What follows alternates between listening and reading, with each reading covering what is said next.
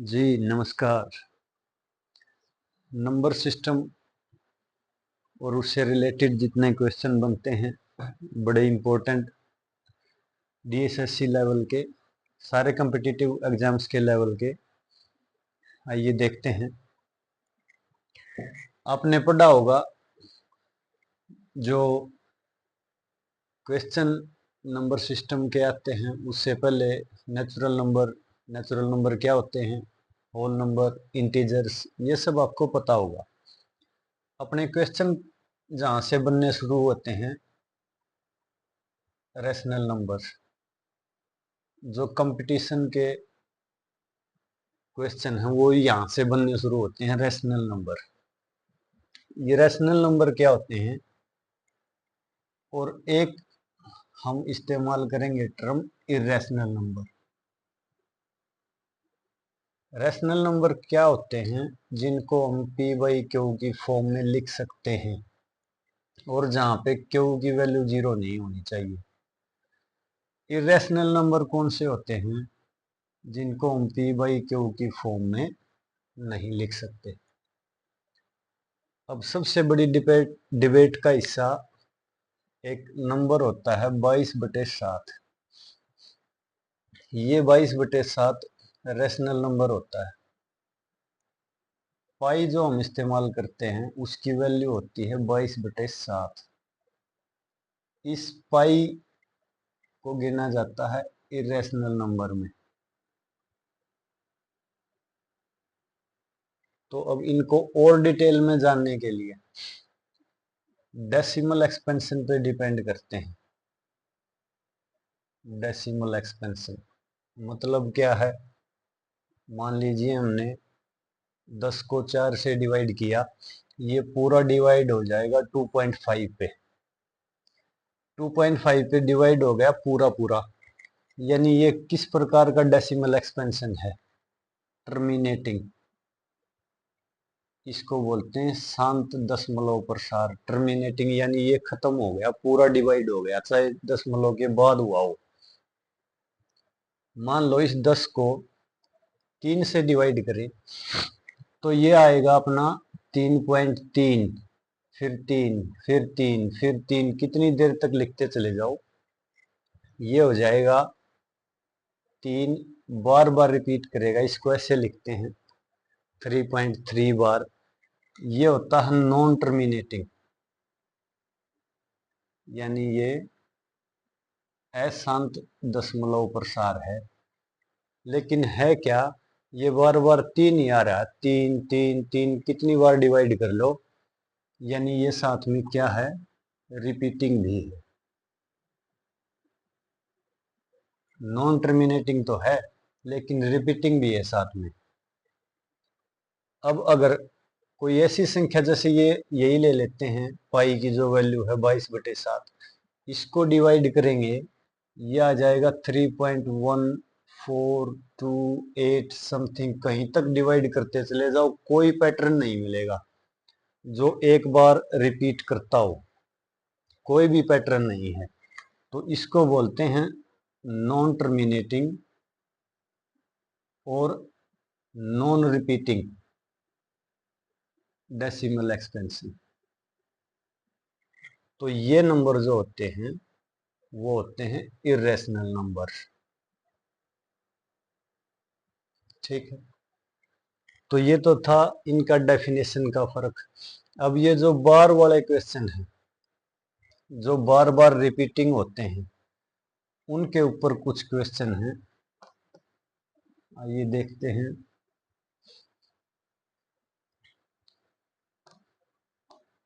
जैसे हमने यही एक एग्जांपल लिया था कि 10 को 3 से डिवाइड करें तब क्या आता है। मान लीजिए हमने कोई संख्या ले ली 0.3 बार, ये रैशनल नंबर है क्योंकि बार बार रिपीट हो रही है एक ही संख्या। अब ये रैशनल नंबर को हम पी बाई क्यू की फॉर्म में लिख सकते हैं। तो इस रैशनल नंबर को पी बाई क्यू की फॉर्म में कैसे लिखेंगे, यानी ये किस संख्या को किससे डिवाइड करने पे 0.3 बार बना, उसके लिए फार्मूला है। तो ये किसके इक्वल होता है, अगर पॉइंट से पहले कुछ नहीं दे रखा डायरेक्ट पॉइंट के बाद 3 का बार है तो 3 लिखो ऊपर, जो 3 दे रखा है, डिवाइड बाई ये इसके ऊपर बार है, इसकी जगह 9 लिख दो, यानी 1/3। 1 को 3 से डिवाइड करेंगे तब 0.3 बार आएगा। और बार वाले क्वेश्चन को सॉल्व करने की एक और टाइप है। मान लो यही सेम क्वेश्चन ऐसे दे दें, सिर्फ 2 के ऊपर बार। ये जो डेसिमल एक्सपेंशन में हमने ये देखा था, पॉइंट के बाद 3 3 3 लगातार रिपीट हो रहा है, लेकिन ये ऐसा भी हो सकता है कि एक बार तो 3 आ गया, उसके बाद 2 लगातार रिपीट करे, या ऐसा भी हो सकता है कि 2 1 2 संख्या बार बार रिपीट करे, ऐसे आ जाए 2 1 2 1 2 1, तो इसको छोड़ देंगे हम, 2 1 के ऊपर बार लगा देंगे। अब इसको वापस पी बाई क्यू में की फॉर्म में लाने के लिए फार्मूला मान लो यही है अपना, तो इसको कैसे निकालते हैं? तो ये जितना दे रखा है पॉइंट के बाद 3 2 1 एज इट इज, माइनस जितने के ऊपर बार नहीं दे रखा वो माइनस कर दो, डिवाइड बाई ये जितने के ऊपर बार दे रखा है उतनी बार 9, 21 दो संख्या है, 2 के ऊपर बार दे रखा है 9 9, ये 3 के ऊपर बार नहीं दे रखा, इसकी जगह पे 1 लगा दो, यानी ये 318 को 990 से भाग देंगे तो ये नंबर बनेगा। अब इसकी एक और फॉर्म, अगर मान लो यही सेम क्वेश्चन ऐसे दे रखा हो 2.327 और इस 2 के ऊपर बार दे रखा हो, तब ये कैसे बनेगा? ये जो पॉइंट से पहले दे रखा है इसको तो अलग रखो, प्लस इसको फिर इसी फार्मूला से 327 माइनस कितना माइनस करना है, ये 3 जिसके ऊपर बार नहीं दे रखा, डिवाइड बाई 2 अंकों के ऊपर बार है यानी 99, एक के ऊपर नहीं है, इसकी जगह पे 0, इसको सॉल्व कर दो, वो आ जाएगा इसकी पी बाई क्यू की फॉर्म में।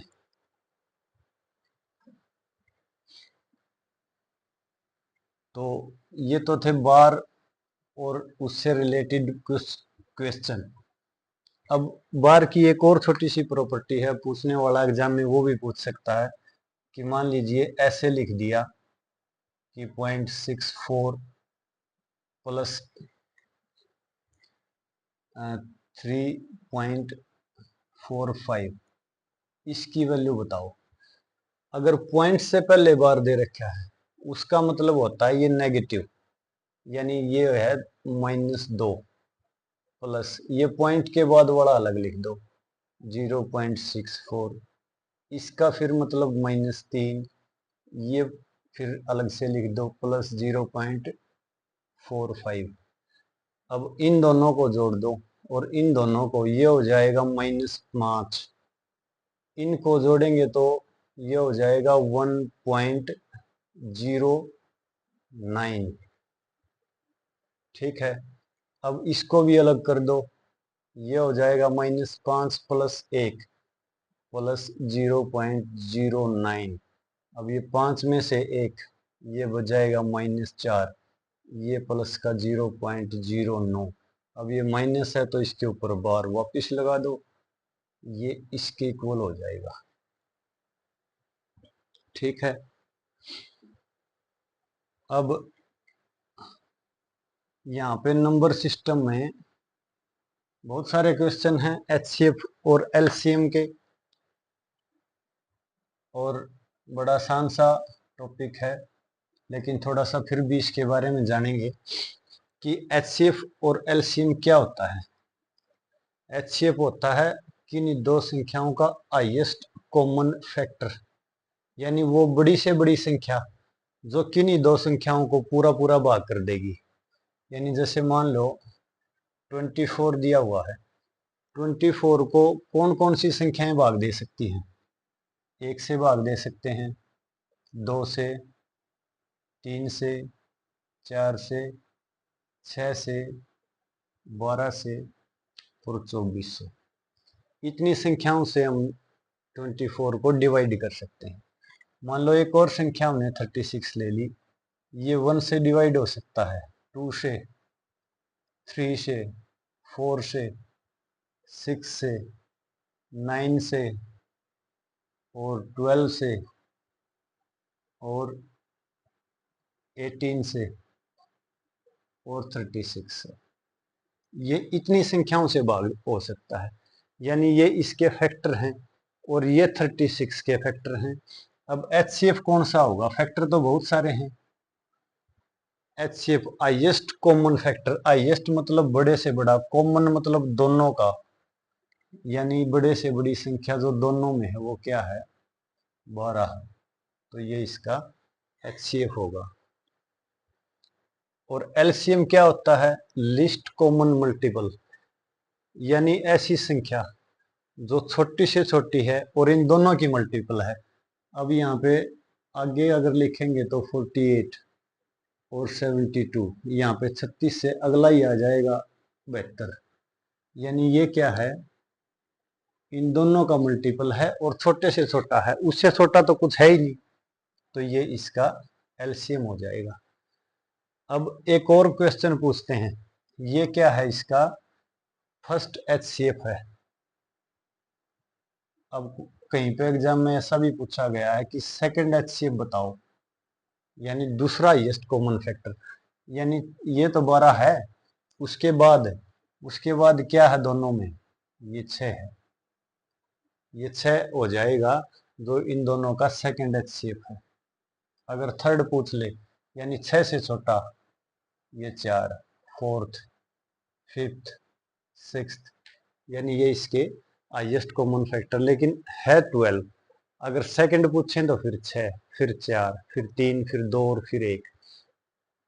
अब इसका एलसीएम 72 है। अगर सेकंड एलसीएम पूछें,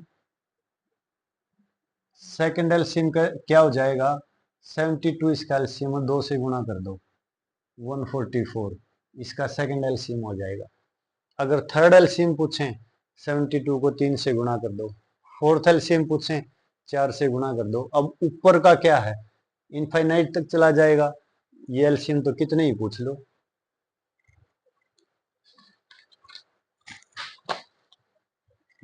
अब HCF के बाद इसकी और प्रॉपर्टी और क्वेश्चन, एक नंबर सिस्टम में हम इस्तेमाल करते हैं सर्ड एंड इंडिसेस। इसके बड़े इंपॉर्टेंट क्वेश्चन, एक एग्जांपल ले लेते हैं। मान लीजिए हमने लिख लिया इसे 5 + 2√6, ये किसके इक्वल होगा? कि 5 + 2√6।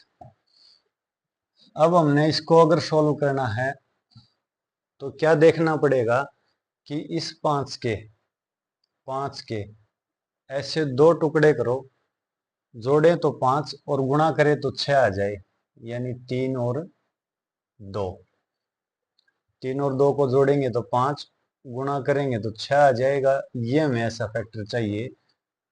तब इसका आंसर √3 और √2। अगर यहाँ पे प्लस है, प्लस आ जाएगा, अगर यहाँ पे माइनस है तो माइनस आ जाएगा। लेकिन एक बात का विशेष ध्यान रखना, यहाँ पे 2 होना चाहिए। अगर यहाँ पे 4 है तो ये फार्मूला नहीं लगेगा। एक और देख लेते हैं एग्जांपल, 8 - 2 √15, ये किसके इक्वल होगा? ये 2 दे रखा है, ठीक है, अपना फार्मूला लग जाएगा। इसको कौन से 2 फैक्टर में डिवाइड करें? 5 और 3, तब ये हो जाएगा √5, √3, 5 दिए 15, ये गुणा करेंगे 15। अब साइन यहाँ पे नेगेटिव है तो यहाँ पे भी नेगेटिव, अगर पॉजिटिव होता तो हम भी यहाँ पे पॉजिटिव लगा देते। अब इससे रिलेटेड एक क्वेश्चन है अपने पास, वो क्वेश्चन देखते हैं कि ऐसे दे रखा है कोई क्वेश्चन में x प्लस 6√2 इसका under root minus under root x minus 6√2 equal to 2√2। ये क्वेश्चन दे रखा है और इसमें हमने x की वैल्यू निकालनी है। अब x की वैल्यू निकालनी है, सबसे पहले तो ये देखिए हमें फार्मूला के अकॉर्डिंग यहाँ पे 2 चाहिए, तो 2 लाने के लिए हम 6 को ऐसे लिख सकते हैं 2 गुणा 3 अंडर रूट 2 इस पूरे का under root minus x minus इसको भी ऐसे ही लिख लेंगे 2 गुणा 3 अंडर रूट 2 पूरे का अंडर रूट बराबर 2√2।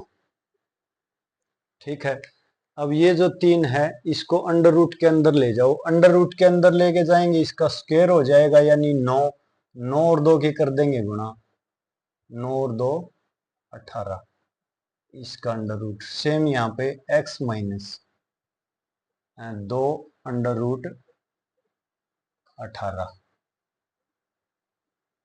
ये किसके इक्वल दे रखा है 2√2 के। अब अपना वो फार्मूला लग जाएगा क्योंकि यहाँ पे हमें 2 चाहिए था, 2 हमें मिल गया। अब एक बात देखिए, जो पहले वाले क्वेश्चन में हम करते थे इस x के ऐसे फैक्टर करने हैं कि जोड़ें तो x गुणा करें तो 18 आ जाए। अब मान लिया हमने x को a प्लस बी के रूप में तोड़ लिया, तो ये a प्लस बी के रूप में तोड़ा तो क्या हो जाएगा a और b की गुणा 18 हो जाएगी, क्योंकि तभी हमारा फार्मूला लगेगा जब a और b की गुणा 18 आ जाएगी। अब इस क्वेश्चन में अगर हमने इसको a और b के रूप में तोड़ लिया तो इसका आंसर अपने फॉर्मूला के अकॉर्डिंग क्या आएगा under root a plus under root b, यहाँ पे माइनस, यहाँ पे क्या आ जाएगा अंडर रूट a माइनस का साइन है तो under root b equal to 2√2। अब इसको यहाँ से ब्रैकेट खोलेंगे तो ये नेगेटिव हो जाएगा ये पॉजिटिव हो जाएगा b बराबर 2√2। अब इससे ये कैंसिल, ये बच गया अपने पास 2√2 equal to 2√b equal to 2√2। अब इसको यहां से कंपेयर करेंगे तो b की वैल्यू आ जाएगी 2। अब यहाँ पे देखिए a और b की गुणा 18 है। अब a और b हमने कैसे माने हैं, जिनकी गुणा 18 आ जाए। 18 की गुणा कैसे आ सकती है, 18 और 1 की गुणा से 18 आ जाएगा, 9 और 2 की गुणा से 18 आ जाएगा और 6 और 3 की गुणा से भी 18 आ जाएगा। लेकिन हमारा एक फैक्टर हमने निकाल लिया यहाँ से b, यानी ये हमारा फैक्टर हो जाएगा, यानी कि x किसके इक्वल हो जाएगा a की जगह 9 b की जगह 2 यानी इसकी वैल्यू 18 आ जाएगी। ठीक है, यानी ये फार्मूला हमने अप्लाई करना है। एक इंपॉर्टेंट चीज तो आप ये ध्यान रखिए, यहाँ पे हमें 2 बनाना पड़ेगा। दे रखा है तो ठीक है फार्मूला एज इट इज, अगर नहीं दे रखा तो हमें ये बनाना पड़ेगा। अब एक और इसी से रिलेटेड क्वेश्चन,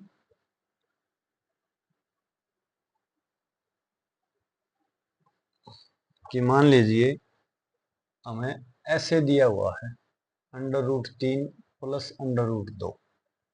इस टाइप के क्वेश्चन को सॉल्व करने के लिए किसी भी क्वेश्चन में क्या करते हैं हम रैशनलाइजेशन करते हैं।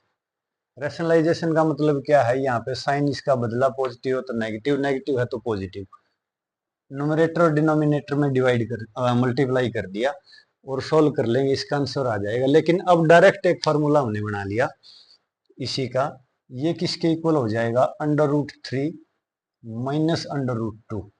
अगर यहाँ पे प्लस है तो, अगर यहाँ पे माइनस है तो यहाँ पे अपोजिट आ जाएगा यानी प्लस आ जाएगा। और जो नीचे हमने डिवाइड करना है, अगर इनमें एक का अंतर है, ये 3 है ये 2 है, अगर यहाँ पे 5 हो यहाँ पे 4 हो, यहाँ पे 7 हो यहाँ पे 6 हो, तो ये डिनोमिनेटर 1 के इक्वल होता है। यानी अपना ये फार्मूला बन गया, अगर इन दोनों में एक का डिफरेंस है, एक ही का डिफरेंस है, तो ये डिनोमिनेटर 1 हो जाएगा, ऊपर इसके साइन अपोजिट हो जाएंगे बस, और कोई फर्क नहीं पड़ेगा। अब इसी से रिलेटेड एक क्वेश्चन हमें दे रखा है कि 1/√2 plus 1 plus 1/√3 plus √2 plus 1/√4 plus √3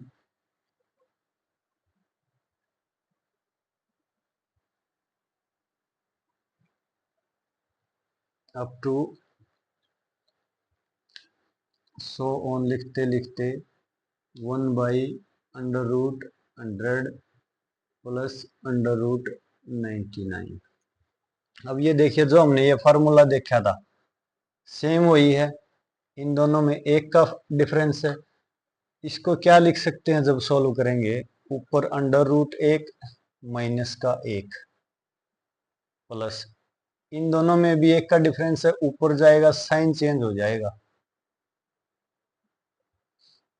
same इसमें √4 प्लस √3 सो ऑन लिखते लिखते लास्ट वाली टर्म √100 माइनस √9।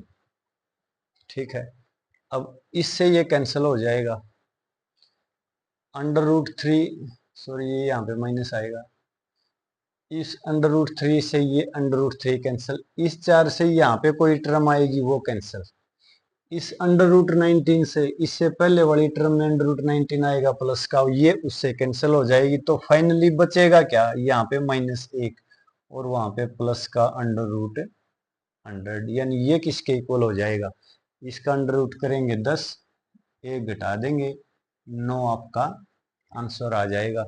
यानी ये फार्मूला तभी वैलिड है जब इन दोनों का डिफरेंस 1 हो। ठीक है, अब एक और इसका इंपॉर्टेंट क्वेश्चन जो काफी बार पूछा जाता है, लैडर से रिलेटेड। लैडर से रिलेटेड क्वेश्चन कैसे बनते हैं, मान लीजिए ऐसे लिख दिया 1 प्लस, फिर डिवाइड बाई 1, फिर 1 प्लस, फिर डिवाइड बाई 1, फिर से 1 प्लस, 1 डिवाइड बाई, फिर 1 लिख दिया 1, फिर डिवाइड बाई 1 प्लस 2/3। मान लो कोई ऐसा क्वेश्चन है और हमें इसकी वैल्यू निकालनी है कि भाई ये सॉल्व करके दिखाओ। ये है क्या, 1 और 2/3 को जोड़ेंगे, फिर इस 1 को डिवाइड करेंगे, फिर इसमें जोड़ेंगे, फिर इस 1 को डिवाइड करेंगे, फिर यहाँ पे जोड़ेंगे, फिर यहाँ पे डिवाइड करेंगे, फिर ये जोड़ेंगे, फिर यहाँ पे डिवाइड, फिर इसमें जोड़ेंगे, यानी कैलकुलेशन लंबी हो जाएगी, है कुछ नहीं, जोड़ है।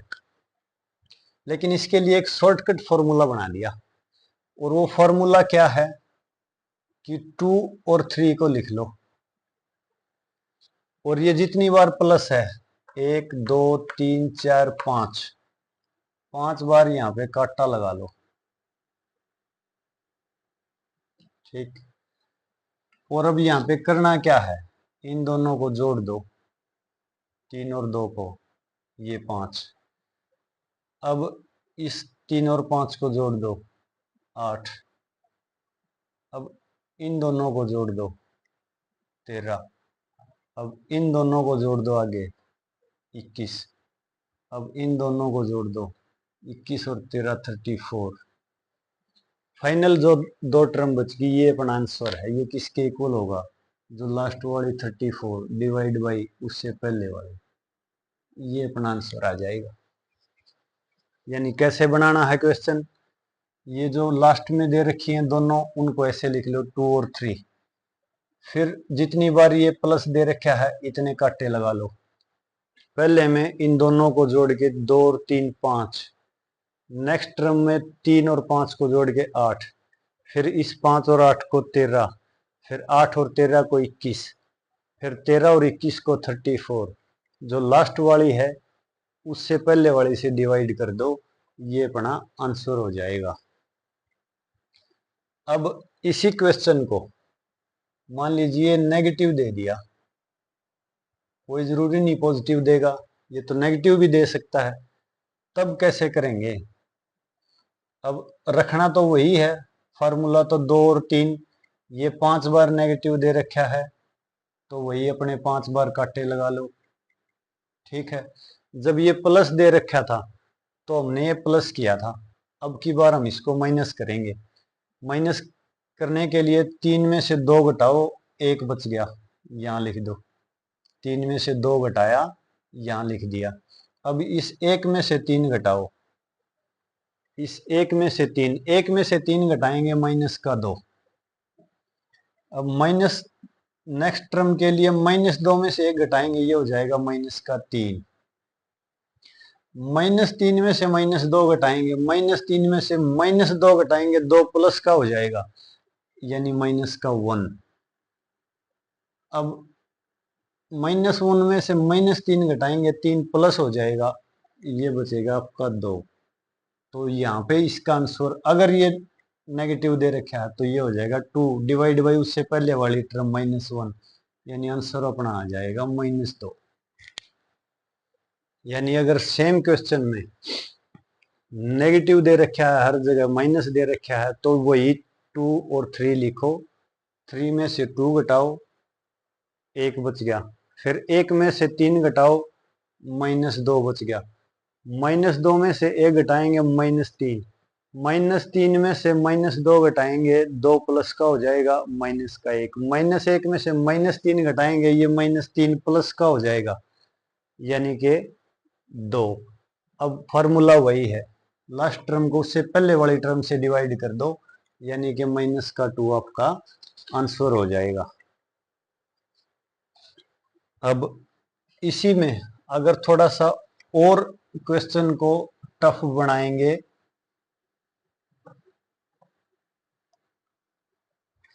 मान लो सेम क्वेश्चन ऐसे दे रखा है कि 40 - 5 डिवाइड बाई 1 + 1/3 + 1/2 + 1/4। यानी पहले वाले क्वेश्चन में यहाँ पे हर एक क्वेश्चन में 1 दे रखा था, 2 की जगह भी और 3 की जगह भी, यहाँ पे ये अलग अलग दे दिए। अब ये देखिए, ये 40 और 5, ये ऊपर वाले अलग हैं, ये लड़री यहाँ तक बची नीचे, ये हमने सॉल्व करनी है। अब फार्मूला फिर वही लगाएंगे, 1 और 4, लेकिन अब की बार थोड़ा सा फर्क रहेगा। वहां पे हमने जो काटे लगाए थे, यहाँ पे ये लिख लो 2, 3 और 1। यहाँ पे जो ये 1 दे रखा है, कुछ और दे रखा होता तो वो लिख लेते। और तब हमने क्या किया था, ये 4 और 1 जोड़ा था। अब हमने क्या करना है, 2 और 4 की गुणा करो पहले, 4 गुणा 2 8। अब 1 जोड़ो, 8 और 1 9। अब 9 और 3 की गुणा करो, 9 तिया 27। अब ये 4 जोड़ो, 27 और 4 31। अब 3 और 1 की गुणा करो, 31। 9 जोड़ो, 40। आंसर अपना हो जाएगा 40/31। ये किसका आंसर है? जो ये नीचे लेटर दी हुई है, सिर्फ इसका आंसर है ये।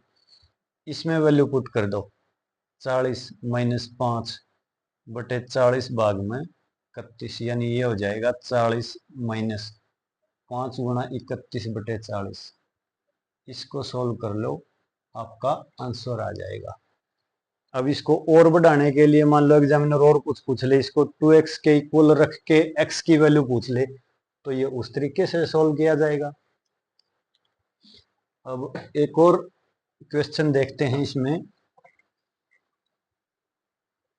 एक और टाइप दे रखी है क्वेश्चन की, 1 + 1/2 गुणा में, ये इसके गुणा में दे रखा है 1 + 1/3 गुणा में 1 + 1/4 अब 2 ऐसे लिखते चले जाओ, 1 + 1/100। इसकी वैल्यू बतानी है। इसकी वैल्यू कैसे निकालेंगे? अब ये देखिए 1 + 1/2 को ऐड करेंगे कितना हो जाएगा 3/2। 1 + 1/3 को ऐड करेंगे 3 एलसीएम 3 + 1 4/3। इसको जोड़ेंगे तो 4 एलसीएम हो गया 4 + 1 5 / 4। ऐसे करते चले जाओ लास्ट वाली टर्म देखिए 100 जमा 1 यानी कितना हो जाएगा 101/100। अब ये इस 3 से ये कैंसिल, इस 4 से ये कैंसिल, इस 5 से ये आगे वाली टर्म में 5 आएगा और ये 100 इससे पहले वाली में आएगा वहां पे कट जाएगा। तो फाइनली बचेगा क्या अपने पास 101/2। ये अपना आंसर हो जाएगा। अगर सेम क्वेश्चन में माइनस दे रखा हो तब है तो वही पहले जोड़ किया था एक और हाफ का, अब घटा देंगे एक में से हाफ घटाएंगे 1/2, एक में से 1/3 घटाएंगे 2/3, ये आगे वाला घटाएंगे एक में से 1/4, ये हो जाएगा 3/4 सो ऑन। एक में से 1/100 घटाएंगे ये बच जाएगा 99/100। अब ये 2 से 2 कैंसिल, इस 3 से 3 कैंसिल, 4 से ये आगे वाली टर्म कटेगी 99 इससे पहले वाली से कट जाएगा। तो यहाँ पे बचा क्या ये सिर्फ 1 और ये 100 1/100। ये अपना आंसर हो जाएगा। अब एक और क्वेश्चन देखते हैं जो फॉर्मूला भी बन जाएगा अपना, है सेम टाइप के क्वेश्चन, छोटे छोटे ट्रिक हैं, किसी में कुछ लगेगा किसी में कुछ। एक क्वेश्चन दे रखा है ऐसे कि 1/5 × 6 जमा 1/6 × 7 जमा 1/7 × 8 सो ऑन। लिखते लिखते कहीं तक लिख लो आपकी मर्जी है, मान लो हमने ऐसे लिख लिया। इसकी वैल्यू बतानी है।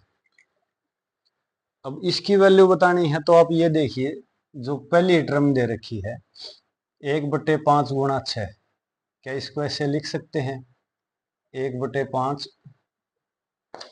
इसको माइनस 1/6, क्योंकि 5 और 6 अगर इसका एलसीएम लेंगे तो ये हो जाएगा 5 × 6, एलसीएम तो 30 होगा इन दोनों का। ये 5 से 5 कैंसिल 6 माइनस ये यहाँ पे 5 1/5 × 6 चीज तो वही आएगी, यानी इसको ऐसे लिख सकते हैं हम। तो ये हो जाएगा 1/5 माइनस 1/6। अब प्लस ये हो जाएगा 1/6 माइनस 1/7 प्लस ये हो जाएगा 1/7 माइनस 1/8 प्लस सोन। लिखते कहीं तक लिखते चले जाओ, ये हो जाएगा 1/24 माइनस 1/25। अब इनको ब्रैकेट खोलेंगे, ये माइनस का ये इससे कैंसिल, ये माइनस का ये इससे कैंसिल, ये 1/8 आगे आएगा, ये 1/24 इससे पहले वाली में आएगा, यानी बचेगा क्या ये जो 1/5 माइनस 1/25। अब इसका फार्मूला हमने बनाना है। क्या फार्मूला है कि देखिए ये तो फर्स्ट टर्म है जो 1/5 दी हुई थी और ये लास्ट टर्म जो 25 दी हुई थी 1/5 माइनस 1/25। लेकिन इसमें एक चीज और ध्यान रखनी है, यहाँ पे 5 और 6 में 1 का डिफरेंस है, 6 और 7 में 1 का डिफरेंस है, इनकी हर एक टर्म में 1 का डिफरेंस है। अब फार्मूला में ये ऐड हो जाएगा कि first term minus last term गुणा में 1/में में डिफरेंस। ठीक है। अगर मान लीजिए इसी क्वेश्चन को सेम क्वेश्चन को ऐसे दे दें 1/3 × 5 प्लस 1/5 × 7 प्लस सो ऑन, लिखते ऐसे और लास्ट में यही दे दिया कहीं भी लिख के 1/11 × 13 ऐसे लिख दिया, ये हमने बराबर बताना है। तो ये क्या हो जाएगा इस फार्मूला के अकॉर्डिंग किसके इक्वल होगा first term minus last term यानी 1/13। लेकिन एक और चीज हमने देखनी है 1 बाई डिफरेंस, 5 और 3 का डिफरेंस 2, 7 और 5 का डिफरेंस 2, इससे डिवाइड करना पड़ेगा, ये आंसर होगा।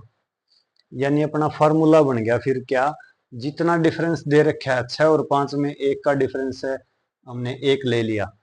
यहाँ पे 5 और 3 का 2 डिफरेंस है, यहाँ पे 2 ले लिया, यानी 1 divide by difference first term minus last term, ये अपना फार्मूला हो जाएगा। अब एक और क्वेश्चन देखते हैं। क्वेश्चन किस प्रकार का है, मान लीजिए कोई हमें ऐसे x की वैल्यू बता दी कि √3, फिर से √3, फिर से √3, ऐसे करते करते लिखते चले जाओ कहीं तक भी इनफाइनाइट, यानी आपकी मर्जी है जितने आप लिखना चाहो उतने लिख दो। तो इसका बिल्कुल सीधा आंसर है अपना 3। अगर यहाँ पे 5 होता, √5 के √5 के √5, तो इसका आंसर हो जाता 5। अब यहाँ पे 3 दे रखा है, तो ये यहाँ पे 3 3 3 इनफाइनाइट तक लिखते चले गए, तो इसका आंसर हो गया हमारे पास 3। अगर इसी क्वेश्चन को ऐसे लिख दें, √3 √3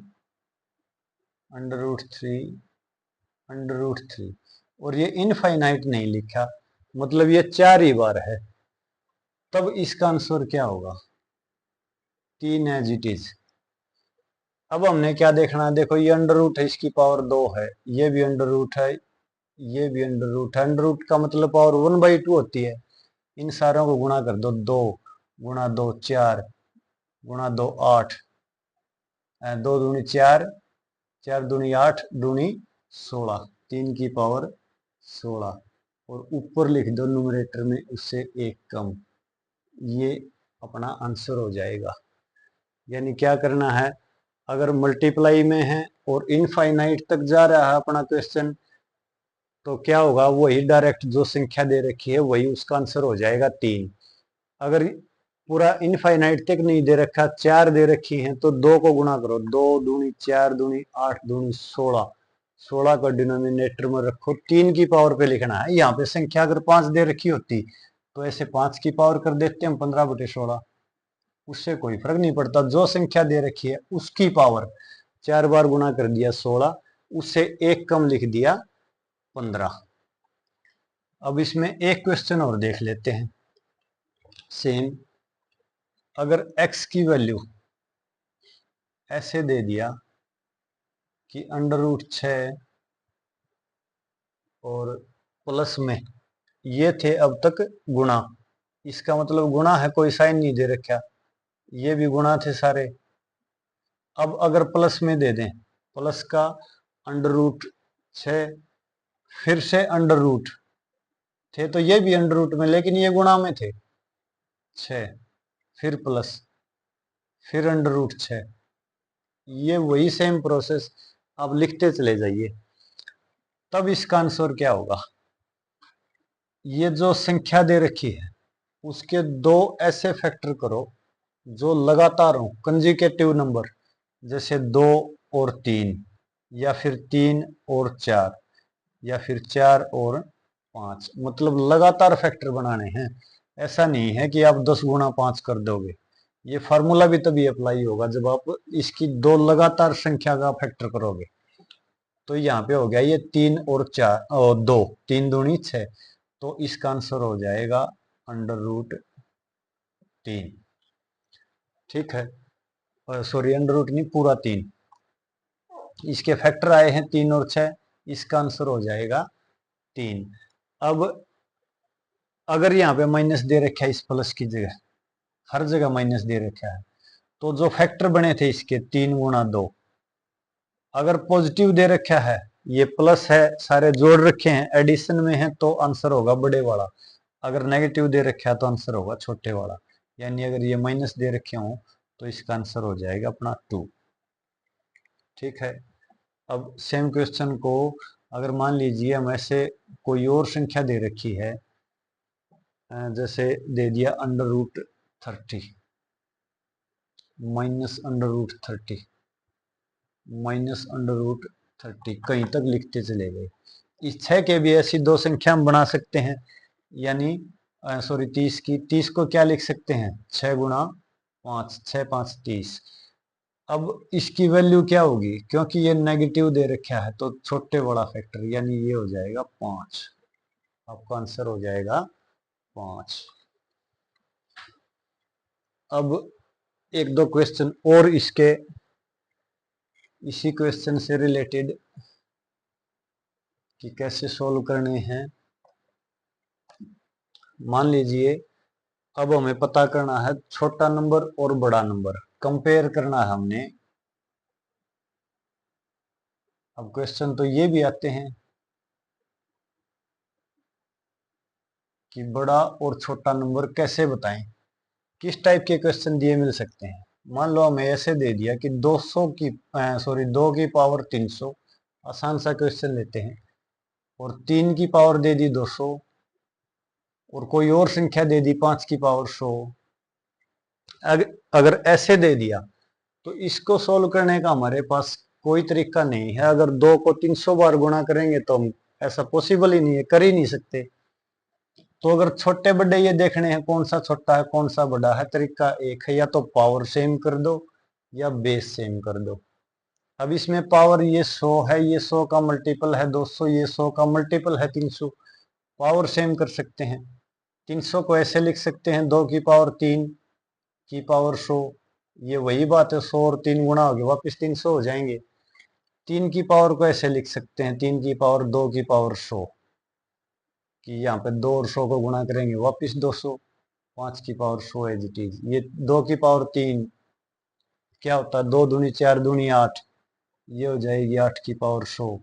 ये 3 तिया 9, 9 की पावर 100, और यहाँ पे ये 5 की पावर 100। अब पावर बराबर है। अब आप कंपेयर कर लो, देखो 9 की पावर 100 है, 8 की पावर 100 से बड़ा है, 9 की पावर 100 है 5 की पावर से भी बड़ा है। अगर इन दोनों का भी कंपेयर करना चाहो तो 8 की पावर 100 5 की पावर 100 से भी बड़ा है, यानी ये सबसे छोटी संख्या है। ठीक है, ये कंपैरिजन अगर पावर दे रखी है तो एक बार हम या तो बेस सेम कर लें या पावर सेम कर लें। अब इसी का एक और क्वेश्चन कंपैरिजन का,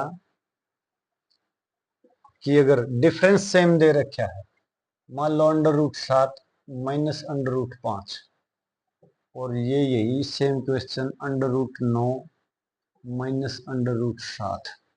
अगर इस टाइप से ये क्वेश्चन दे दिया तो इनमें से कौन सा छोटा है कौन सा बड़ा है, ये जानने के लिए सबसे पहले तो देखो 7 और 5 इनका डिफरेंस 2, 9 और 7 का डिफरेंस 2, ये दोनों सेम है, डिफरेंस सेम है।